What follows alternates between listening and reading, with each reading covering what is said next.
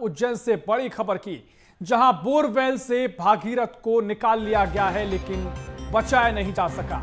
उज्जैन से ये बड़ी अपडेट आपको हम बता रहे हैं। जिस तरीके से मासूम बच्चा बोरवेल में गिरा था, लगातार रेस्क्यू ऑपरेशन चलाया गया, बच्चे को बाहर निकाल लिया गया लेकिन बच्चे की जान नहीं बचाई जा सकी। ऑपरेशन भागीरथ में जिंदगी हार गया भागीरथ, जिंदगी की जंग हारा है मासूम। अधिकारी और स्वास्थ्य अमले की मशक्कत से मासूम को निकाल तो लिया गया लेकिन उसकी जिंदगी नहीं बचाई जा सकी।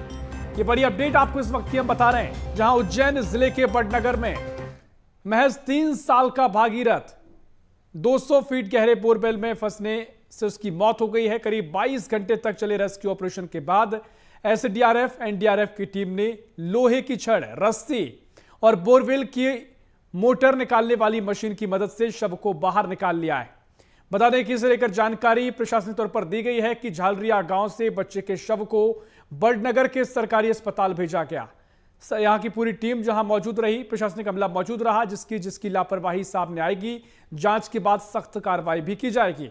वहीं एसपी ने रेस्क्यू ऑपरेशन में मदद करने वालों का आभार व्यक्त किया है। कुल मिलाकर ये प्रशासनिक बयान आपने सुना, और जिस तरीके से लगातार ऑपरेशन चलाया गया, बच्चे को बचाने की पूरी कोशिश करी गई लेकिन आखिर में बच्चे को नहीं बचाया जा सका। महज 3 साल का मासूम था भागीरथ जो बोरवेल में गिर गया था। लेकिन तमाम सवाल खड़े इस पर होते हैं कि लगातार ऐसे मामले क्यों सामने आते हैं। इससे पहले भी जब मध्य प्रदेश में ऐसे मामले देखने को मिले हैं, मासूमों की जिंदगी बचाई नहीं जा सकी है।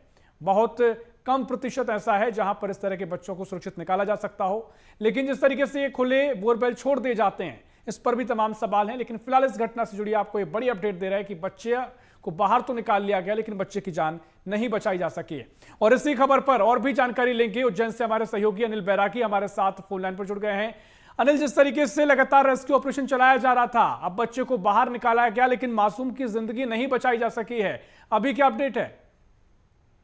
जी ऋषभ, निश्चित तौर पर बहुत ही दुखद ये जो घटना है, इसमें 3 साल का जो हार गया। हालांकि उसे 3 घंटों की मशक्कत के बाद इसमें सबसे ज्यादा निकालने है तो वो एनडीआरएफ की टीम उसी की बदौलत ही उसे वैसे ले जाए। तमाम जितने वहाँ मौजूद तमाम।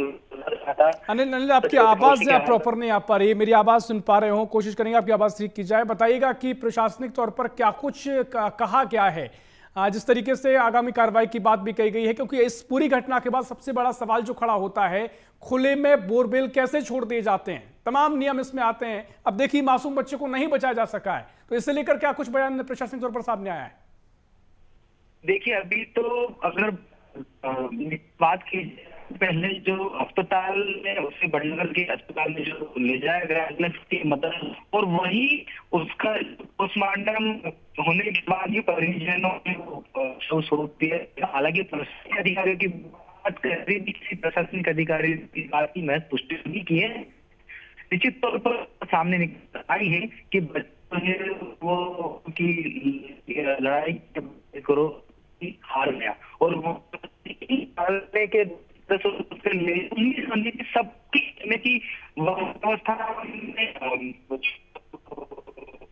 घंटों के दौरान निकला, तो सबको यही लग रहा था कि बच्चा जो है वो वापस से माँ की गोद में खेलता हुआ नजर आएगा। लेकिन बावजूद इसके जो प्रकृति को जो मंजूर था, लेकिन सबसे बड़ी बात इसमें ये कि इसमें वाकई गलती जो है इस तरह से बोरिंग होना और उसे खुले में छोड़ देना, जिन बच्चों ने भी दुनिया नहीं देखी है और उससे पहले ही वो काल के गाल में जिस तरह से समा जाना, ये बहुत ही दुखद घटना है। ठीक है, आपने जिक्र ठीक किया कि सभी को उम्मीदें थी, और जब माँ के सामने वो खेलता हुआ बच्चा बोरवेल में गिर जाता है, कितनी लाचार माँ अपने आप को महसूस की होगी कि उसके सामने बच्चा गिरा, उसने देखा और वो बच्चे को बचा नहीं सकी। आखिर में जो उम्मीदें थी कि बच्चे को सुरक्षित बाहर निकाल लिया जाएगा, बच्चा की जिंदगी नहीं बची है, बच्चे की मौत हो गई है। अब हालांकि जिस तरह से बोरवेल की घटनाएं सामने आती हैं, अब सवाल यही है कि इनको गंभीरता से लिया जाए, ऐसे खुले में बोरवेल आगे ना देखने को मिले। मध्य प्रदेश में एक लंबा सिलसिला इसे लेकर देखने को मिल चुका है।